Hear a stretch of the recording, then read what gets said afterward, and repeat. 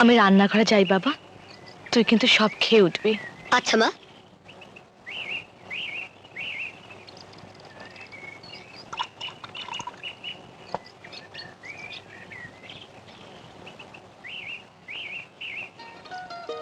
আমার মন বলছে যে পারুল এখন খেতে বসেছে।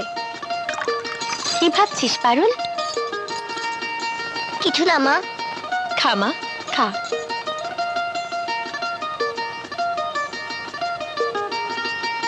শিমুল, আমি খাচ্ছি, তুমিও খাও। পারুল, আমি খাচ্ছি, তুমিও পেট ভরে খাও।